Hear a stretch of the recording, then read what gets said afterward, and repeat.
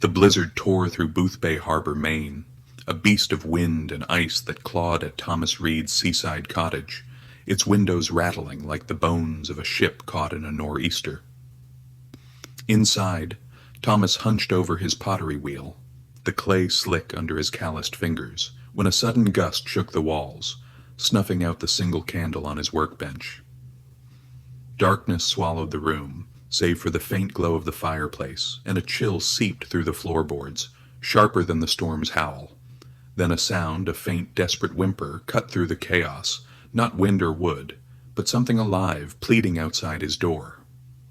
Thomas froze, heart pounding, as the cry came again, weaker, tugging at a memory he'd buried deep. Hope you enjoyed this story.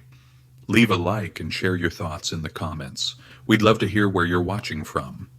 Now, let's continue with the story. The storm had descended without mercy, blanketing Boothbay Harbor in a shroud of white that erased the familiar contours of the harbor's lobster boats and pine-lined shores. Thomas Reed, a potter of 45, had weathered many Maine winters, but this blizzard felt different, vicious, almost personal, as if it sought to unearth what he'd spent years burying.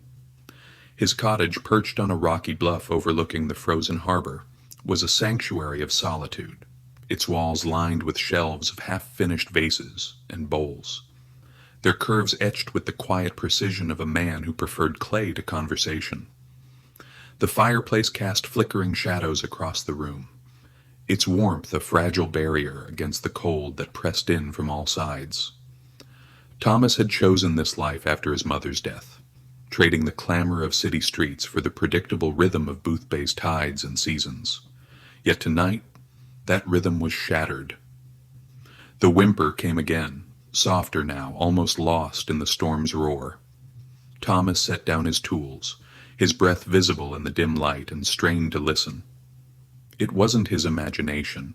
Something was out there, suffering in the snow. He hesitated, the weight of his solitude urging him to stay put, to let the storm handle whatever foolhardy creature had wandered into its grasp. But the sound stirred a memory of his mother, her gentle hands coaxing a shivering stray from a Boston alley, her voice soft as she'd said, "Every life deserves a chance, Tommy." That memory, long buried under years of grief, pushed him to his feet. He pulled on his heavy wool coat, the fabric stiff with salt from years by the sea, and grabbed a flashlight from the cluttered workbench. The cold bit into his knuckles as he opened the door, the wind slamming against him like a wave, stealing his breath and stinging his eyes with snow. Outside, the world was a swirling void, the harbor's lights extinguished, the pines bending under the storm's weight. Thomas shielded his face, the flashlight's beam cutting a narrow path through the chaos, revealing only snow and shadow. The whimper sounded again closer, from the edge of his property, where the bluff met a tangle of frozen hedges. He moved toward it, boots crunching through drifts that reached his knees, each step a battle against the wind's relentless push. The cry grew fainter, more desperate, and Thomas quickened his pace, driven by an instinct he hadn't felt in years. At the base of the hedges he saw her, a golden retriever, her fur matted with ice, curled into a trembling ball against the snow. Her amber eyes, wide with exhaustion and fear, locked onto his, and in that moment Thomas felt the world shrink to the space between them. "Oh, you poor thing," he murmured, kneeling beside her, his voice barely audible over the storm. The dog didn't flinch as he reached out, letting her sniff his gloved hand. Her body quaked, her breath shallow, and Thomas noticed the swell of her belly. She was pregnant, and close to her time. The sight hit him like a punch, a mix of awe and dread. He couldn't leave her here, not in this storm, not like this. Carefully, he slipped his scarf from his neck, wrapping it around her to shield her from the biting wind.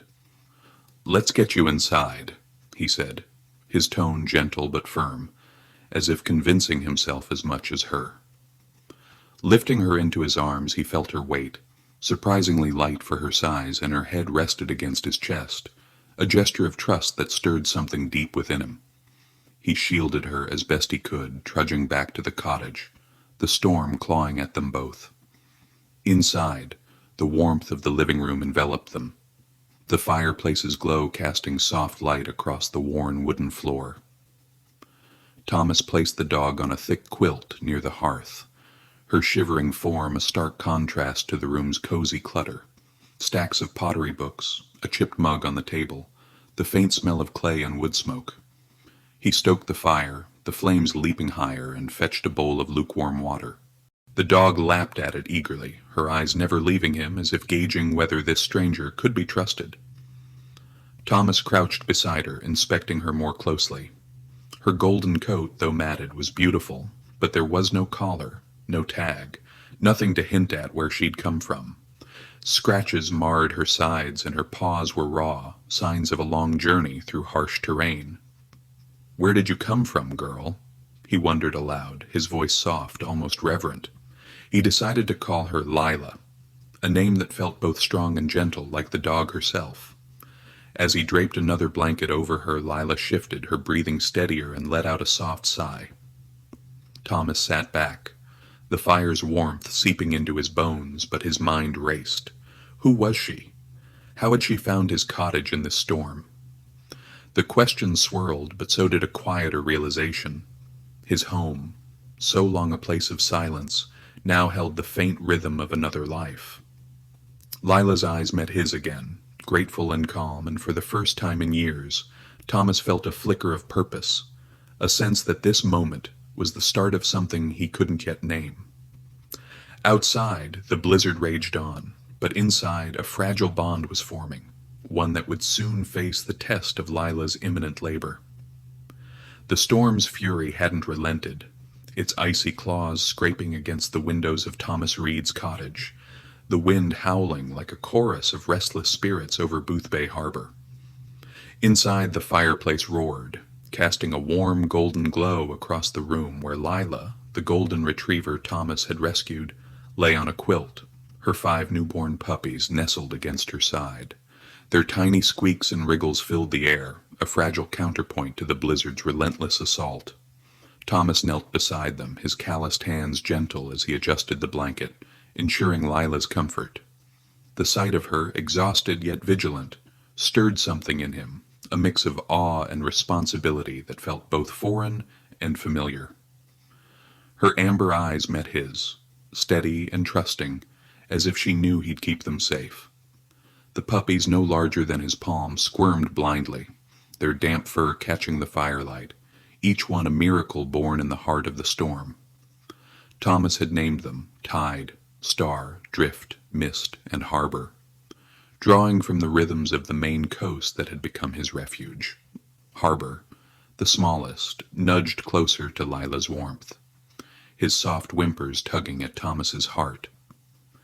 He'd never imagined his quiet life, shaped by solitude and clay, would intersect with such a scene, yet here it was, unfolding before him like a story he hadn't meant to write.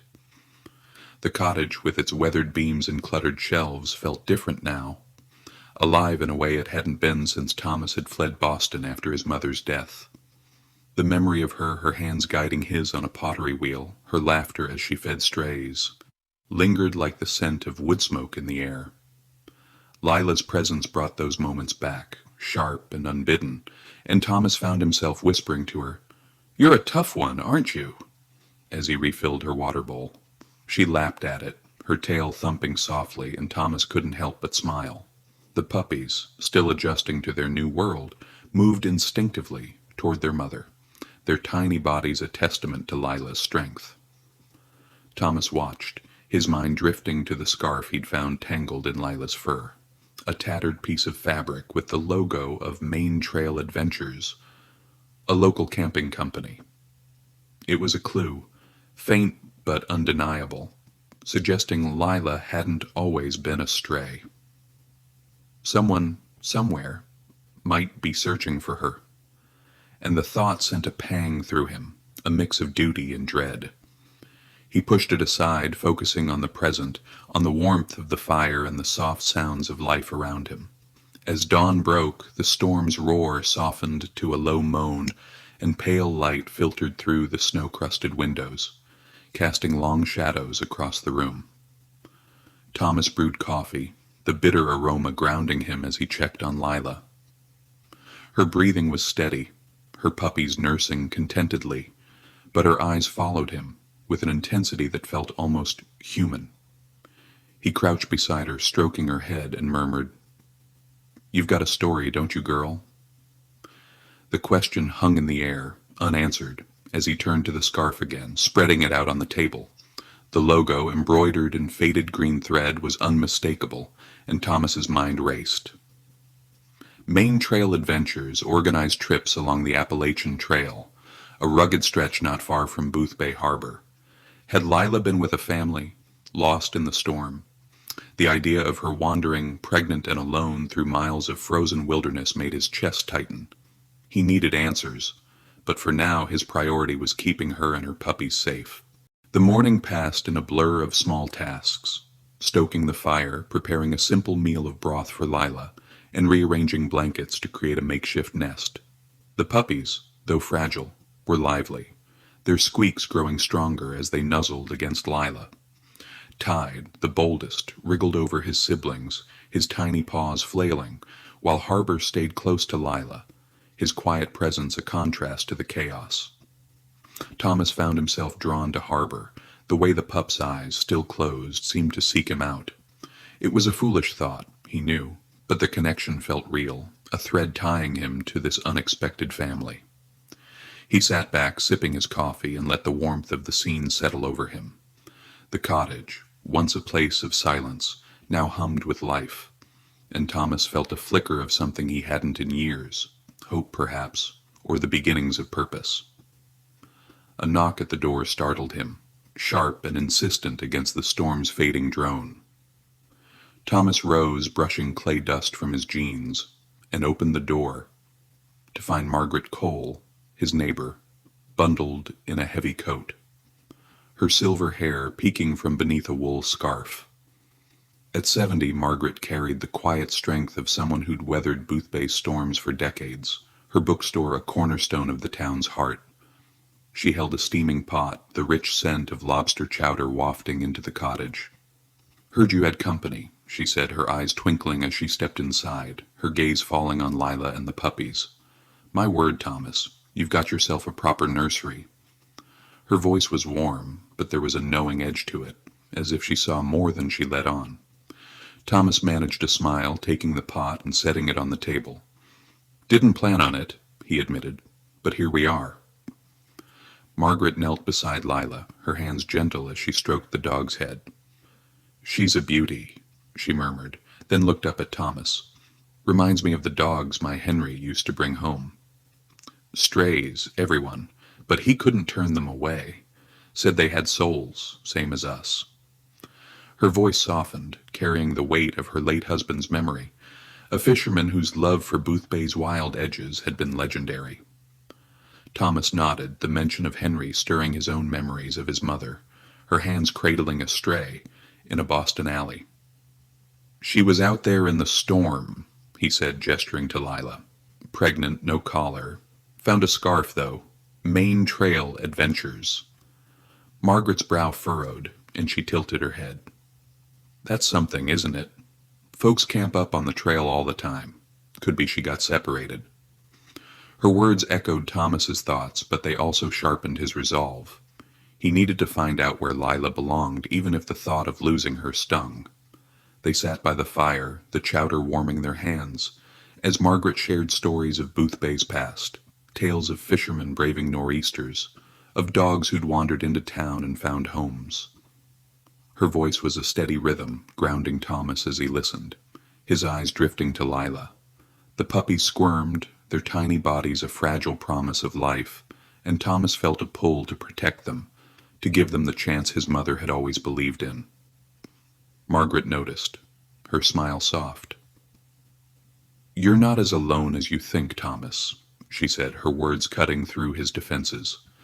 "This little family's already changing you." He didn't respond, but her words lingered, a challenge and a comfort.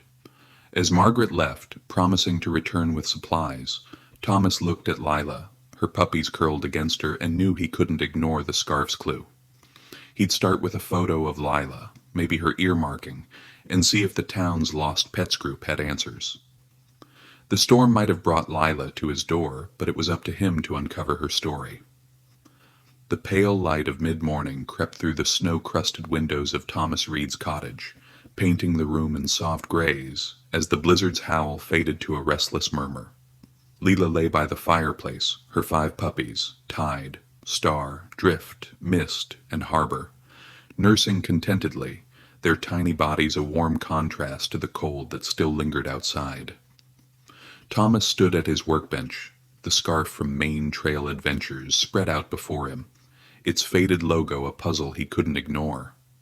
The fabric, rough and scented with pine, felt like a lifeline to Lila's past, a thread connecting her to a world beyond his cottage. He turned it over in his hands, his mind tracing the possibilities. A family camping on the Appalachian Trail, a sudden storm. Lila wandering lost and pregnant through the frozen wilderness. The thought tightened his chest, a mix of empathy for her journey and unease at what her story might mean. She wasn't a stray, not with her gentle demeanor and the way she trusted him. Someone had loved her, and that someone might still be out there, searching. Thomas glanced at Lila, her amber eyes following him as he moved to the kitchen, filling a bowl with broth for her. Her tail thumped softly, a sign of strength despite the ordeal of birth. The puppies, now a day old, were growing livelier, their squeaks and wriggles filling the cottage with a chaotic energy that both exhausted and enchanted him. Tide, the boldest, had already begun to explore, his tiny paws slipping on the quilt, while Harbor stayed close to Lila, his quiet presence a steady anchor. Thomas knelt beside them, offering Lila the broth, and she lapped at it eagerly, her eyes never leaving his. "You're doing all right, girl," he murmured, stroking her head. The act felt natural, as if he'd always known how to care for her, and it stirred a memory of his mother, her hands gentle on a stray's matted fur, her voice whispering, "You're home now." That memory so vivid brought a lump to his throat, and Thomas turned away, focusing on the task at hand. He needed to know more about Lila, to find the truth behind the scarf. The idea of posting online, of reaching out to the world beyond Boothbay Harbor felt daunting, but the town's Winter Lights Festival was underway, a perfect chance to share Lila's story. Thomas grabbed his camera, its lens smudged with clay dust, and crouched beside Lila, adjusting the light to capture her face. Her golden coat gleamed in the fire's glow, but it was her right ear that caught his attention. A faint star-shaped marking, subtle but distinct, hidden in the soft fur. He zoomed in, the camera, clicking softly, and felt a surge of hope. This marking, unique and unmistakable, could be the key to finding her family. He took more photos, capturing the puppies' tiny forms, their personalities already emerging, Tide's restless energy, Harbor's gentle calm.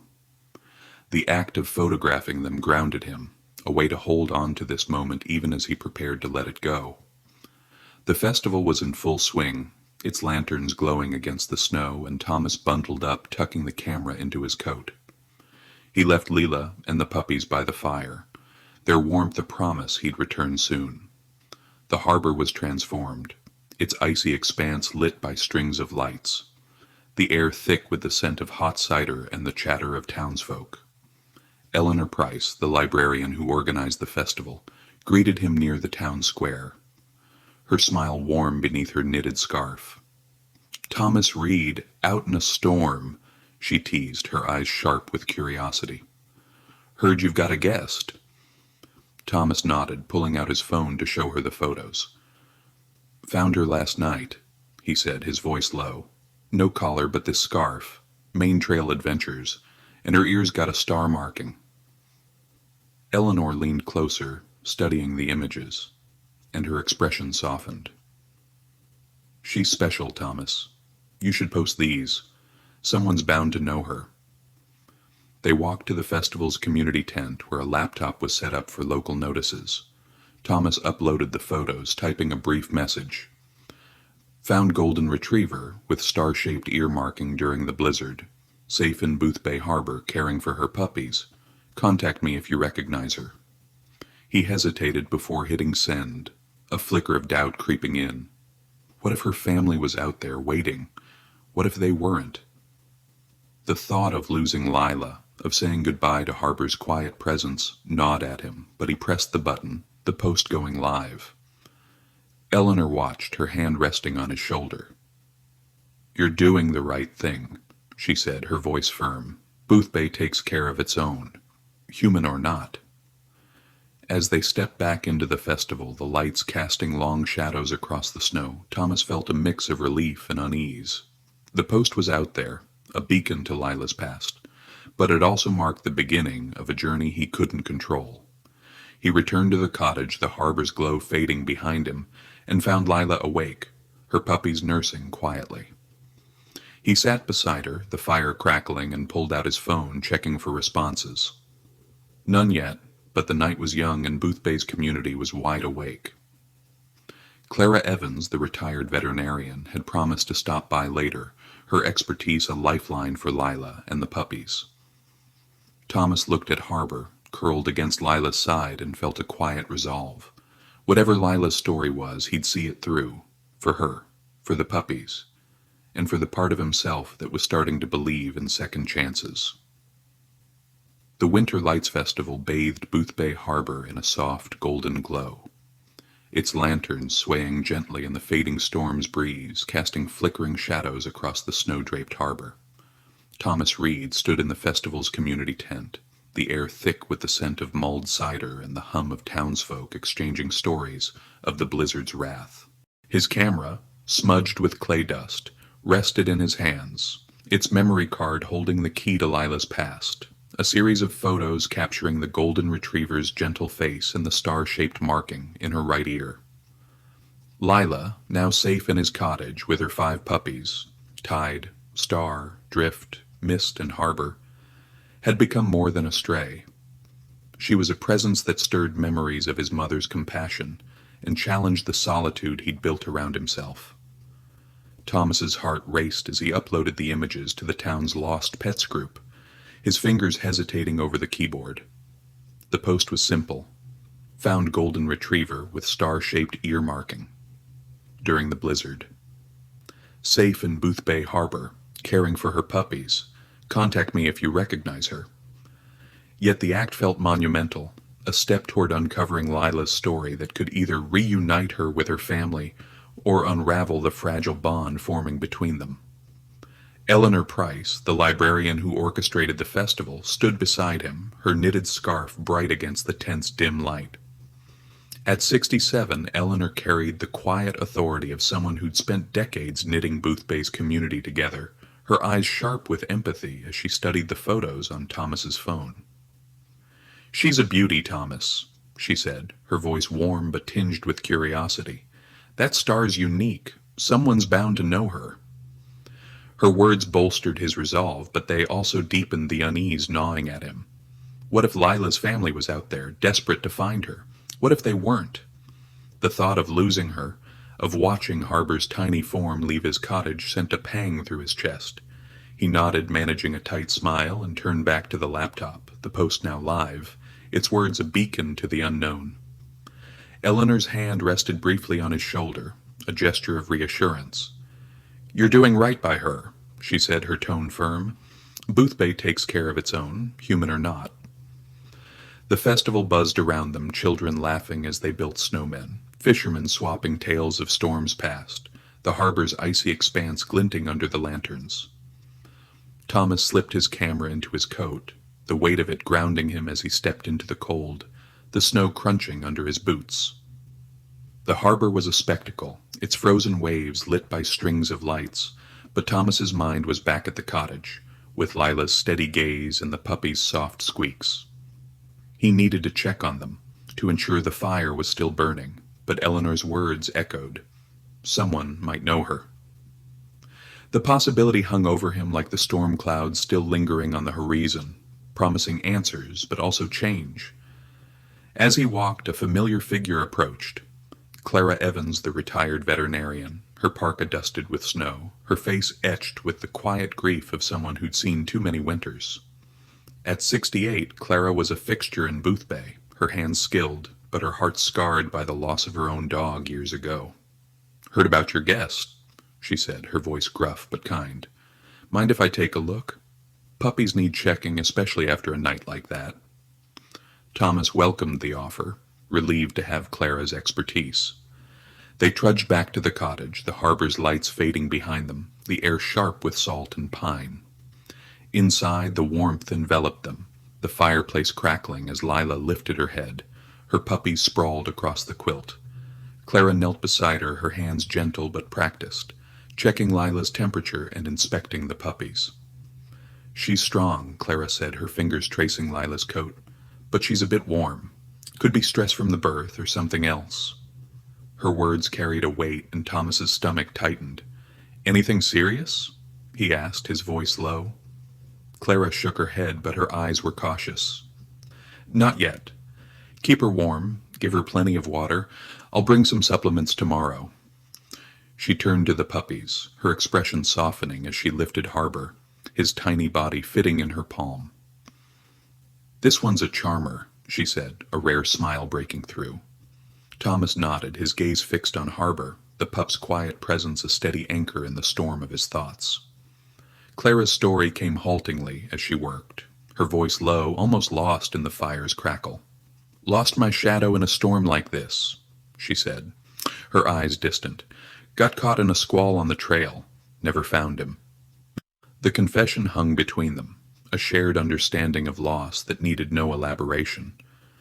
Thomas thought of his mother, her hands cradling strays, and felt a kinship with Clara, a recognition of the wounds they both carried. "Lila's lucky she found you," Clara added, her tone softer now. "Not many would have gone out in that blizzard." Thomas shrugged, uncomfortable with the praise, but her words settled over him, a reminder of the choice he'd made. As Clara left, promising to return, Thomas sat by Lila, the puppy's squeaks filling the silence. He checked his phone, the post still unanswered, but the festival was young and Boothbay's eyes were open.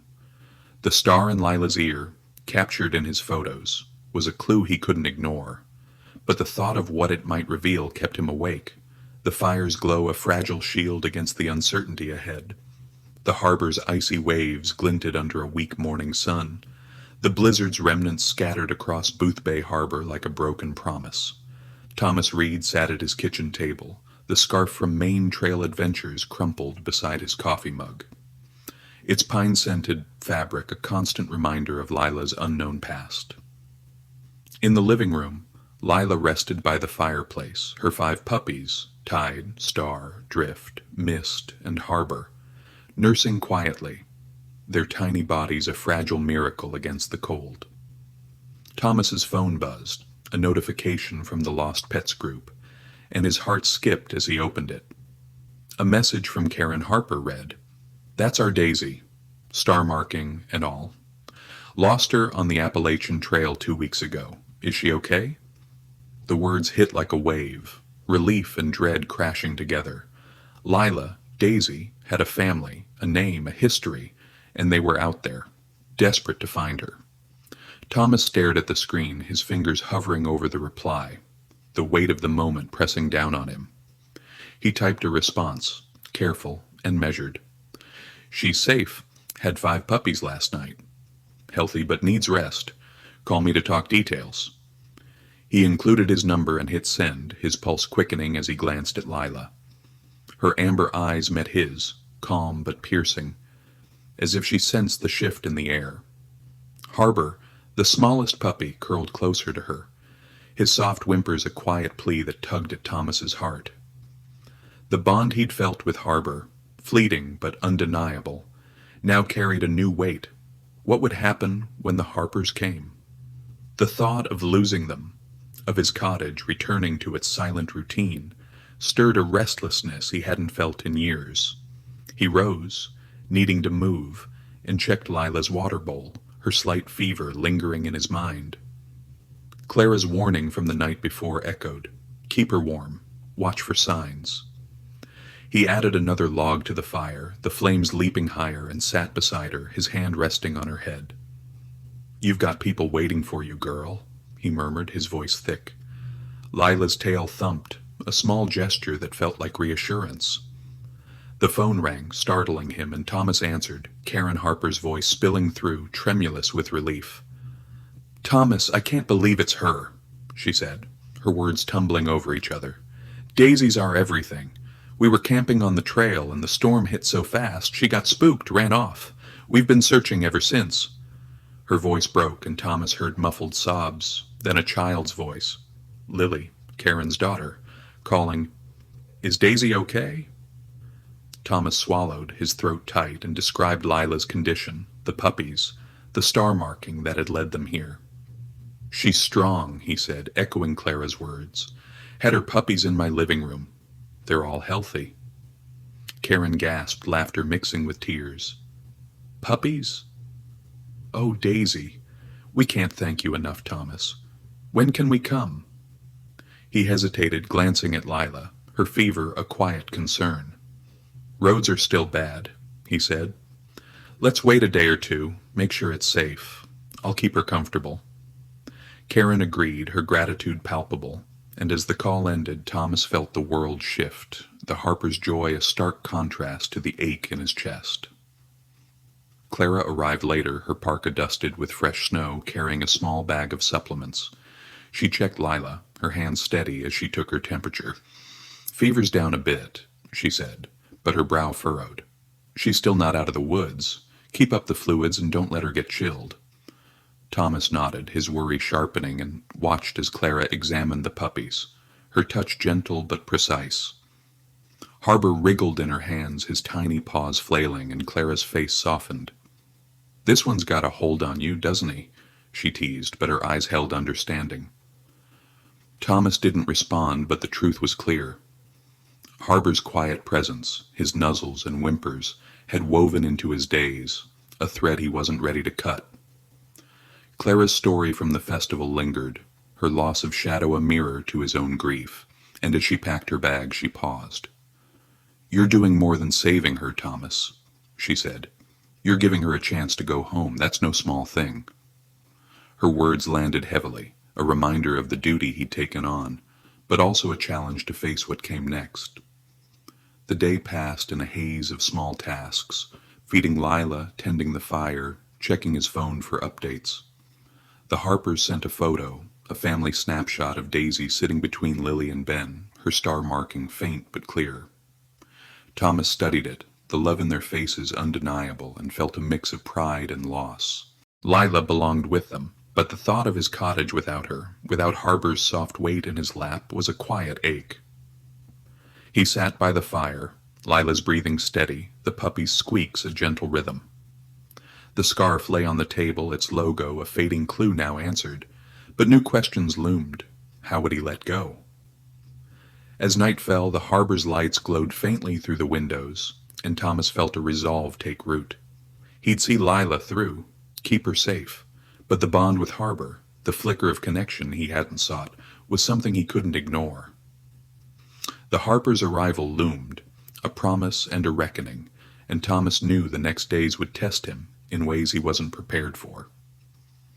The pale light of a Boothbay Harbor dawn filtered through the frost-etched windows of Thomas Reed's cottage, the harbor's icy waves glinting faintly beyond the snow-laden pines.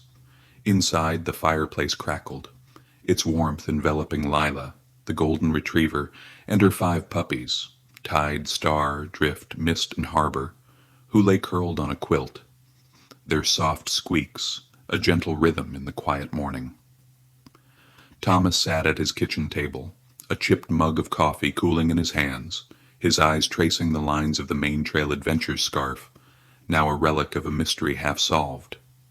The Harpers' call yesterday had confirmed Lila was their Daisy, lost on the Appalachian Trail, and their imminent arrival loomed over him like the storm clouds that had brought her to his door.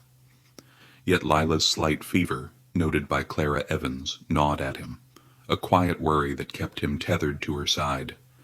He glanced at her, her amber eyes calm but watchful, and felt a pang, part gratitude for her strength, part dread at the thought of her leaving, especially with Harper, whose tiny form seemed to fit so perfectly in his life. Thomas's mind drifted to his mother, her death from cancer, a wound that had driven him to Boothbay Harbor 10 years ago, seeking solace in clay and solitude. Her hands, steady on a pottery wheel, had taught him to shape beauty from chaos, and her love for strays, dogs, cats, even people, had been a quiet gospel he'd once followed. Lila's arrival had cracked that solitude open, her trust a mirror to his mother's faith in him, and now, with the puppy's squeaks filling the cottage, he felt her presence again, urging him to hold on and let go in equal measure. He rose, needing to ground himself, and checked Lila's water bowl, her tail thumping softly as he approached. Harbor stirred, his closed eyes twitching as if dreaming, and Thomas's heart tightened. The pup's gentle nuzzles, his weight in Thomas's lap, had become a lifeline, a reason to face the world beyond his cottage. But the Harpers were coming, and Thomas knew he had to prepare. For Lila's health, for the puppy's future, for the ache of saying goodbye. A knock at the door broke his reverie, sharp against the morning stillness. Thomas opened it to find Clara Evans, her parka dusted with snow, her face etched with the practical concern of someone who'd seen life's fragility up close. She carried a small bag, her veterinarian's tools tucked inside, and stepped into the warmth, her eyes softening as they fell on Lila. "How's our girl?" she asked, kneeling beside the quilt, her hands already moving to check Lila's temperature. Thomas hovered nearby, his voice low. "She's eating, drinking, but still warm. Worries me." Clara nodded, her fingers gentle but precise, and after a moment she sat back, her expression cautious but hopeful. "Fever's holding steady, not worse, which is good. She's a fighter, Thomas, but we need to keep her stable. More fluids, rest, and these." She handed him a vial of supplements, her instructions clear, twice a day, mixed with broth. Thomas took the vial, his worry easing slightly, but Clara's gaze lingered, seeing more than he wanted to show. "You're attached," she said. Not a question, and Thomas looked away, his jaw tight. "Hard not to be," he muttered, his eyes on Harbor, who wriggled closer to Lila's side. Clara's own story surfaced as she worked, her voice low, almost confessional. "My shadow. Lost him on the trail, same kind of storm. Never got closure. Makes this mean something, you know?" Thomas nodded, the shared weight of loss binding them, his mother's memory a silent echo. Clara's hands paused on Drift, the quietest pup, and she smiled faintly. "You're giving them a chance, Thomas. That's more than most would do." Her words landed softly, a balm to his unease, but they also sharpened his resolve. Lila needed him now, fever or no, and the puppies depended on her strength. As Clara packed her bag, she glanced at the scarf on the table, its logo catching the firelight. "You found her people, didn't you?" she asked, her tone neutral but knowing. Thomas nodded, his voice barely above a whisper. "Yeah, they're coming soon." Clara didn't press, but her hand brushed his arm as she left, a gesture of solidarity that lingered long after the door closed. Thomas sat by Lila, the vial in his hand, and mixed the supplements into her broth, his movements careful, almost ritualistic. Harbor stirred again, his tiny paws flailing, and Thomas lifted him gently, the pup's warmth a fleeting comfort. He thought of his mother's words, "Every life deserves a chance," and felt a quiet determination take root. He'd keep Lila strong, protect the puppies, and face whatever the Harpers' arrival brought. But the thought of Harbor leaving, of his cottage returning to silence, was a shadow he couldn't shake. The fire crackled, its light dancing across Lila's coat, and Thomas knew the next days would test him, not just as a caretaker, but as a man learning to open his heart again. The harbor's frozen waves caught the midday sun, their edges glinting like shattered glass against Boothbay Harbor's snow-covered shores. Inside Thomas Reed's cottage, the fireplace burned steadily, its warmth cradling Lila and her 5 puppies, Tide, Star, Drift, Mist, and Harbor, as they sprawled across a quilt, their squeak softer now, a sign of growing strength. Thomas stood at his workbench, the Maine Trail Adventures scarf folded neatly beside a half-finished vase, its clay still damp under his fingers. Clara's visit had eased his worry. Lila's fever was stable, her puppies thriving, but the Harpers' impending arrival hung over him, a tide pulling him toward a future he couldn't predict. Karen Harper had called again, her voice bright with anticipation, confirming they'd arrive tomorrow, weather permitting. Thomas had promised to keep Lila safe, but the thought of her leaving, of Harper's absence, stirred a restlessness that kept him pacing, his hands itching for work to quiet his mind. A knock at the door signaled Margaret Cole's arrival, her silver hair tucked beneath a wool scarf, her arms laden with a basket of supplies, blankets, canned broth, and a loaf of her famous cranberry bread. At 70, Margaret was Boothbay's quiet anchor, her bookstore a haven for stories and souls alike, and her presence brought a warmth that rivaled the fire.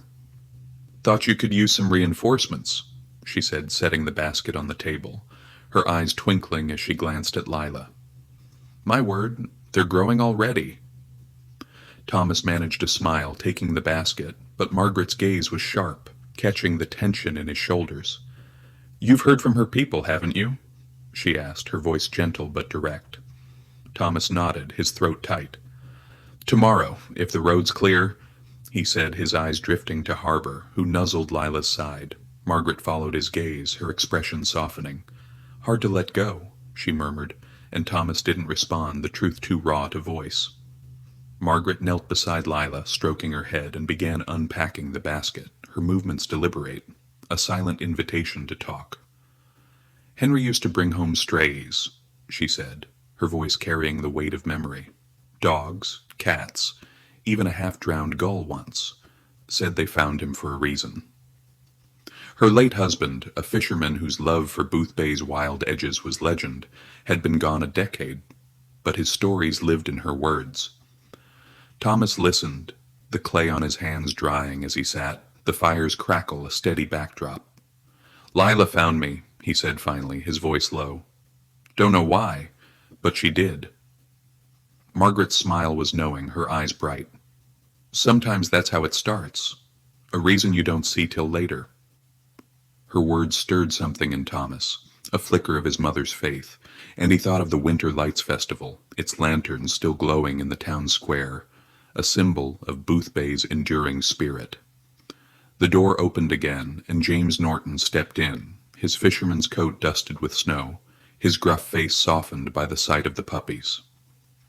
At 72, James was a man of few words, his life shaped by the sea's unyielding lessons, but he carried a wooden crate, its edges carved with simple wave patterns. "For the little beasts," he said, setting it beside Lila, his voice rough but warm. Thomas blinked, surprised, and Margaret laughed softly.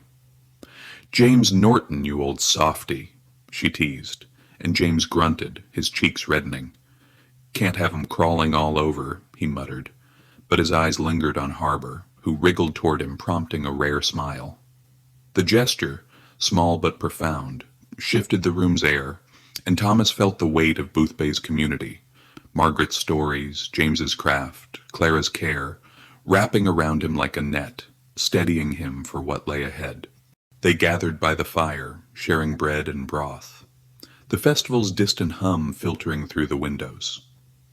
Margaret spoke of the town's history, of fishermen braving storms, of dogs who'd wandered into Boothbay and stayed, her voice weaving a tapestry of resilience. James, usually silent, added a story of his own, a dog lost to a squall years ago, his regret still sharp. Thomas listened, his hands still, the puppy's squeaks a quiet chorus. Lila's fever was stable, Clara had said, but tomorrow's reunion would test her strength, and his. He looked at Harper, the pup's warmth a fleeting anchor, and felt a resolve harden. He'd prepare the puppies, ensure Lila's health, and face the Harpers' arrival, but the thought of keeping Harper, of asking for that one small piece of this miracle, began to take root, a hope he barely dared to name. The festival's lights glowed outside, a promise of connection, and Thomas knew the next day would change everything, for Lila, for Harper, and for the man he was becoming. The morning sun broke over Boothbay Harbor, its pale light glinting off the harbor's icy waves, a fragile promise after days of storm. Thomas Reed stood on his cottage porch, the air sharp with salt and pine, his breath visible as he watched a silver SUV crunch down the snow-packed road. The Harpers had arrived, their call last night confirming the reunion Thomas had both dreaded and prepared for. Inside, Lila rested by the fireplace, her 5 puppies, Tide, Star, Drift, Mist, and Harbor, sprawled across a quilt, their squeaks softer now, a sign of growing strength. Lila's fever had eased thanks to Clara's supplements, but Thomas's heart was heavy, the weight of letting go pressing against the quiet resolve he'd built. Harbor, the smallest pup, had become his shadow, his nuzzles a lifeline in the chaos of the past week, and the thought of losing him stirred an ache Thomas hadn't felt since his mother's death. The SUV stopped, and Karen Harper stepped out, her face alight with anticipation, followed by her husband David, and their children, Lily and Ben, their voices bright against the morning stillness. Thomas opened the door, the cottage's warmth spilling out, and Lila's ears perked at the sound of Karen's voice calling, "Daisy!"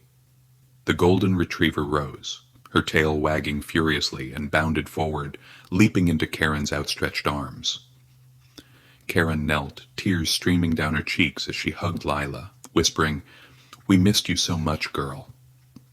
Lily and Ben rushed in, their laughter filling the room as they dropped to their knees, wrapping their arms around Lila, who licked their faces with unrestrained joy. David stood nearby, his eyes glistening, his voice steady but thick. "Thomas, we can't thank you enough," he said, extending a hand. Thomas shook it, his throat tight, managing a nod as he stepped back, letting the family reunite. The scene was a tapestry of love, Karen's sobs, Lily's giggles, Ben's quiet awe, and Thomas felt both pride and loss, a bittersweet tide pulling at his heart. Lily's voice broke through, high and excited. "Puppies!" She spotted the quilt, where Tide, Star, Drift, Mist, and Harbor stirred, their tiny bodies wriggling toward the commotion. Karen gasped, her hand flying to her mouth, and David laughed, a deep, warm sound. "Daisy, you've been busy," he said, kneeling beside the puppies, his fingers gentle as he stroked Tide's bold head. Ben reached for Star, his touch careful, while Lily scooped up Mist, her eyes wide with wonder. "They're so little," she whispered, and Thomas smiled, his voice soft. "Born in the storm. She's been a hell of a mother." The Harpers' joy was infectious, the cottage alive with their chatter, but Thomas's gaze kept drifting to Harbor, who stayed close to Lila, his quiet presence a steady anchor. The pup's warmth, his soft whimpers in Thomas's lap, had woven into his days, and the thought of letting him go felt like losing a piece of himself. Margaret Cole arrived, her basket of cranberry bread a quiet offering, her silver hair catching the firelight as she joined the scene. She hugged Karen, her voice warm with recognition, they'd met years ago at a festival, and listened as Karen recounted the trail, the storm, Daisy's sudden flight. "We searched every day," Karen said, her voice breaking. "Shelters, posts, nothing. Then your photos, Thomas," that star in her ear. She looked at him, her gratitude raw, and Thomas nodded, his chest tight. Margaret's eyes met his, a silent acknowledgement of the weight he carried, and she steered the children to the table, slicing bread to give Thomas space. He watched the puppies, their tiny paws flailing, and felt time slipping away. The Harpers would take Lila and her litter, their love undeniable, but Harbor's bond with him, those fleeting moments of trust, was something Thomas couldn't ignore. He cleared his throat, his voice low but steady. "Karen, David, there's something I need to ask." The room stilled, all eyes turning to him, and Thomas felt the weight of the moment, his hands clenching at his sides. "Harbor, the smallest one, he's gotten attached to me. I'm attached to him, too. I know they belong with you, but I was hoping he could stay here, with me." The words hung in the air, vulnerable and raw, and Thomas's heart pounded, his eyes fixed on Harbor, who nuzzled Lila's side. Karen's expression softened, her tears fresh, and she glanced at David, a silent conversation passing between them. "Thomas," she said, her voice gentle, "we see it. The way he looks at you." If Harbor's found his home here, we'd be happy to let him stay. David nodded, his smile warm. You've given us Daisy back and more. He's yours. Relief washed over Thomas, a tide so strong it nearly buckled him, and he crouched beside Harbor, lifting the pup gently, his warmth a promise. Thank you, he said, his voice thick, and Karen hugged him, her gratitude a shared heartbeat. The Harpers spent the afternoon with Lila and the puppies, their laughter a melody Thomas knew he'd miss. As they prepared to leave, packing blankets and toys, Thomas helped load the SUV, ensuring Lila's comfort. Lily hugged Harbor, whispering, "Be good," and Ben waved, his smile shy. The vehicle pulled away, Lila's head poking out the window, her star marking faint in the sunlight, and Thomas stood on the porch, Harbor in his arms, the harbor's quiet waves a mirror to his bittersweet peace. The cottage felt emptier, but Harbor's weight grounded him, a new chapter beginning in the silence left behind. The harbor's soft glow filtered through the cottage windows, its waves now free of ice under a warming Boothbay Harbor sun. Thomas Reed sat by the fireplace, its flames lower now, the quilt empty save for Harbor, the golden retriever puppy who'd stayed behind. Lila and her 4 other puppies, Tide, Star, Drift, and Mist, were with the Harpers, their absence a quiet ache in the cottage's walls. Harbor stirred, his tiny paws flailing as he nuzzled Thomas's hand, his squeaks a small but steady presence. The past week had reshaped Thomas's world, Lila's arrival cracking open a solitude he'd worn like armor since his mother's death. Harbor, with his gentle warmth, was a lifeline, a reason to keep the fire burning, and Thomas felt a flicker of purpose he hadn't known he'd lost. The cottage, once a place of silence, now held a new rhythm, Harbor's playful yips, the creak of the floorboards, the faint scent of clay and wood smoke. Thomas rose, needing to move, and carried Harbor to the kitchen, setting him in a makeshift bed of blankets. He brewed coffee, the bitter aroma grounding him as he glanced at the workbench where a half-finished vase waited, its curves inspired by Lila's star marking. The Harpers' gratitude lingered, their final call last night confirming Lila, Daisy, was settling in, the puppies thriving. Yet the emptiness of the cottage, the absence of Lila's steady gaze, pressed against him, a reminder of how quickly life could change. Harbor's squeak pulled him back, the pup's eyes, newly opened, bright with curiosity. Thomas smiled, lifting him gently, and murmured, "You're keeping me on my toes, aren't you?" The act felt natural, a routine forming in the wake of loss, and Thomas knew Harbor was more than a pet. He was a partner in this unexpected journey. A knock at the door signaled Clara Evans's arrival, her parka lighter now, her face softer, with the relief of Lila's recovery. She carried a small bag, her veterinarian's tools tucked inside, and knelt beside Harbor, checking his weight and reflexes. "He's growing fast," she said, her voice warm, but her eyes held a knowing glint. "You're doing all right, Thomas, but it's different now, isn't it?" He nodded, his throat tight, and Clara's story spilled out. Unprompted, her work with Lila had rekindled a purpose lost after Shadow's death, and she'd signed up to volunteer at a nearby shelter. "You gave me that," she said, her gaze steady. "Helping her, seeing you step up, it reminded me why I started." Thomas looked away, uncomfortable with the weight of her words, but they settled over him, a bridge to the community he'd kept at arm's length.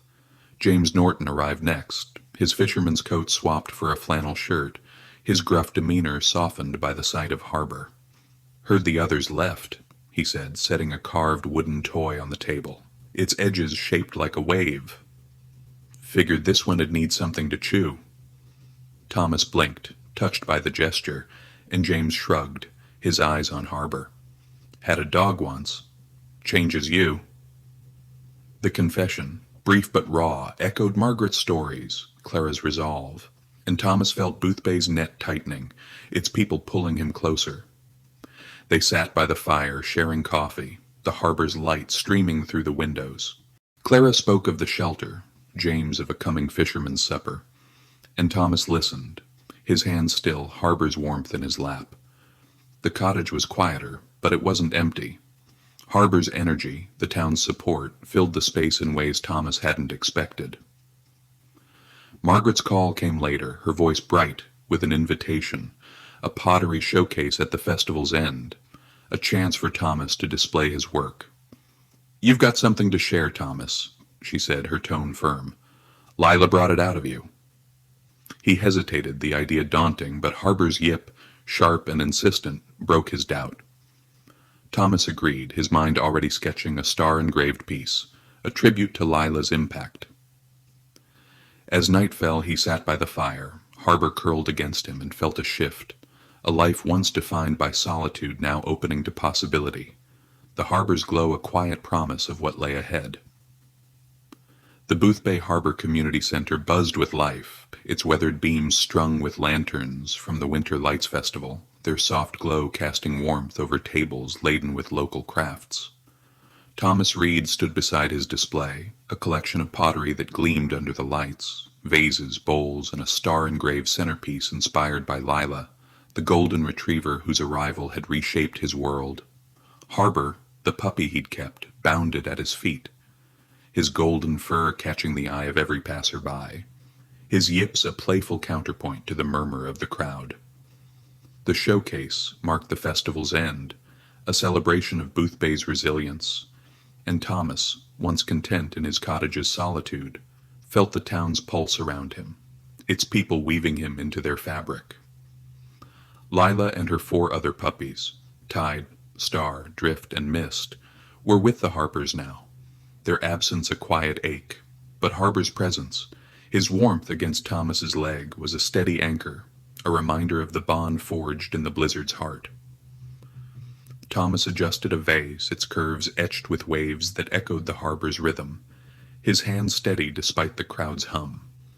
The past weeks had changed him, Lila's trust, the puppy's squeaks, the Harper's gratitude had cracked open a solitude he'd worn like armor since his mother's death.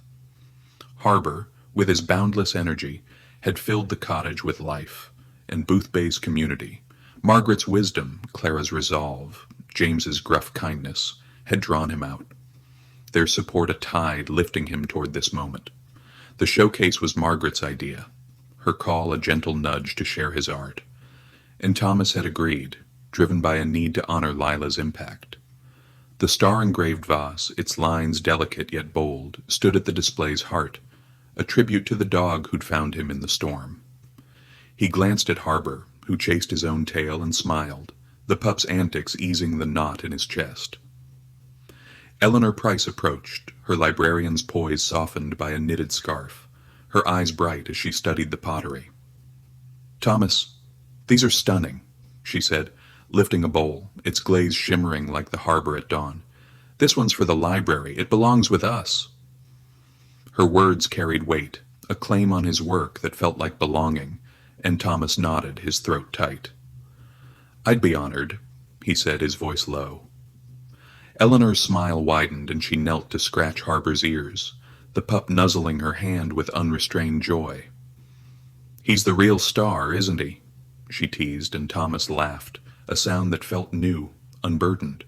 The crowd swirled around them, fishermen admiring carved decoys, bakers offering pies, children darting through with festival ribbons. And Thomas felt the town's heartbeat, its rhythm syncing with his own. James Norton appeared, his flannel shirt a contrast to his usual fisherman's coat, his gruff face softening as he studied the display.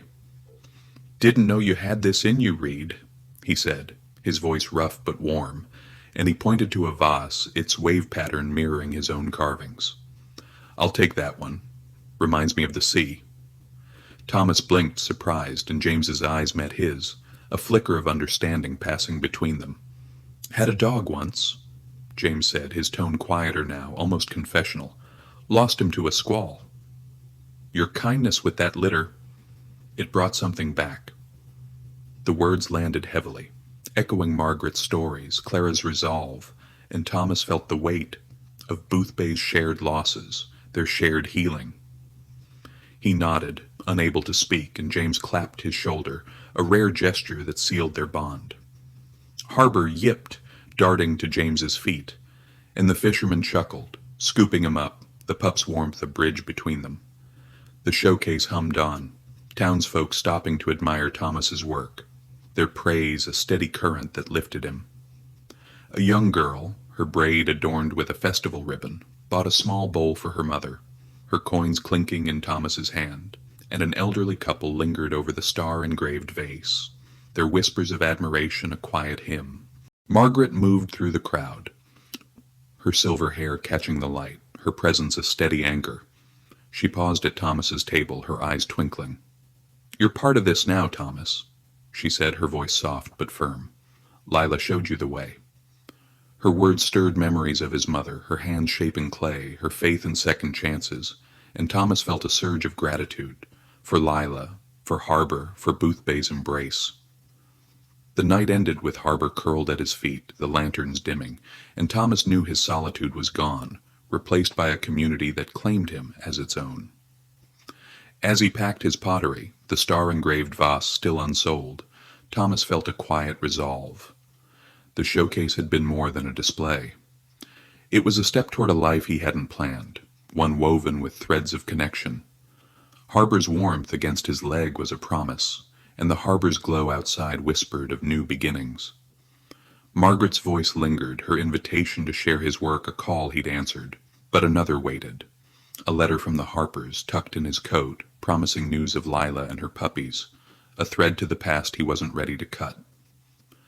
The harbor's waves lapped gently against Boothbay Harbor's docks, their rhythm softer now, free of winter's ice under a tentative spring sun.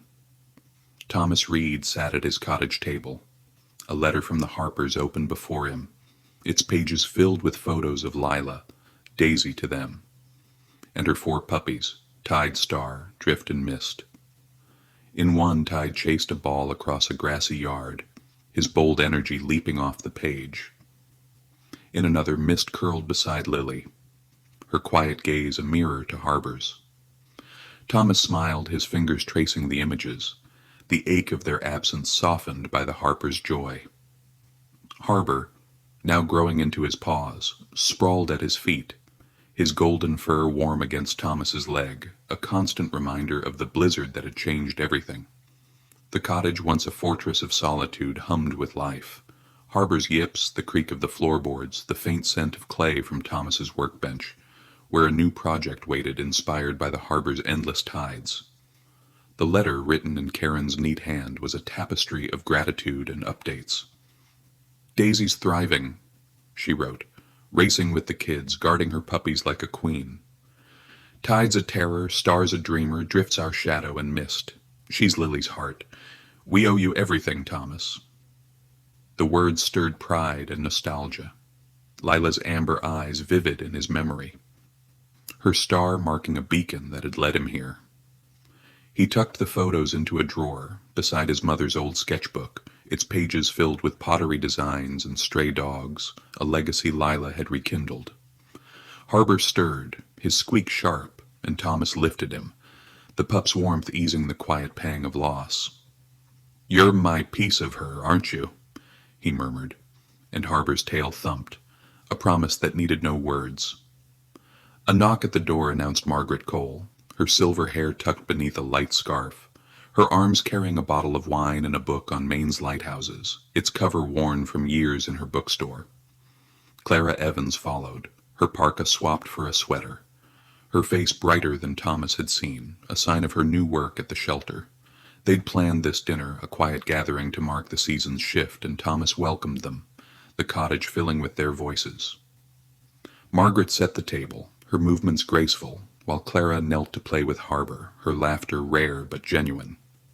"He's a handful," she said, as Harbor nipped her fingers, and Thomas grinned, setting out plates. "Keeps me honest," he replied.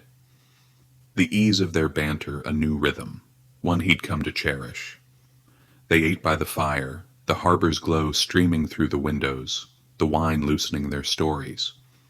Margaret spoke of her husband Henry, his love for Boothbay's wild edges, and shared the lighthouse book, its pages smelling of salt and thyme. "Thought you'd like it," she said, her eyes on Thomas. "You're finding your light, too.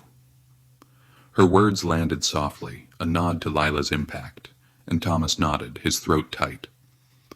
Clara's story followed, her voice steady as she described the shelter, strays finding homes, her purpose renewed. Lila did that, she said, her gaze meeting Thomas's. You did that. He looked away, the weight of her gratitude heavy, but Harbor's warmth grounded him, a reminder of the lives they'd touched. The conversation turned to Boothbay's spring, the coming festival, the Harbor's rebirth. And Thomas listened, his hands still, the fire's crackle a quiet chorus. Margaret's gift, the lighthouse book, sat beside him, its stories of beacons guiding ships a mirror to his own journey. Lila had been his beacon, her trust leading him to Harbor, to Boothbay's heart, and now, with Clara's resolve and Margaret's wisdom, he felt a new call, to leave something lasting. The showcase had shown him his art's power, the star-engraved vase a testament to Lila's legacy. And an idea took root, faint but growing, a community project perhaps, something to bind Boothbay's stories in clay. He didn't voice it, not yet, but the thought warmed him, a seed planted in the fire's glow. Harbor stirred, curling closer, and Thomas felt the cottage's quiet strength, its walls holding not just loss, but possibility. As Margaret and Clara left, their laughter fading into the night, Thomas sat by the fire, Harbor at his side, the lighthouse book open in his lap. The harbor's waves whispered outside, a promise of spring, and Thomas knew the next days would bring new work, clay to shape, a community to join, a legacy to build. The letter from the Harpers, its photos a bridge to Lila, was a chapter closed, but Harbor's warmth, Boothbay's light, pointed to one just beginning. Spring unfurled over Boothbay Harbor, its gentle sun melting the last of winter's ice, the harbor's waves lapping softly against docks now bustling with lobster boats and gulls. Thomas Reed stood in the town library, a modest building of weathered clapboard, its shelves heavy with stories and its windows open to the salt-tinged breeze.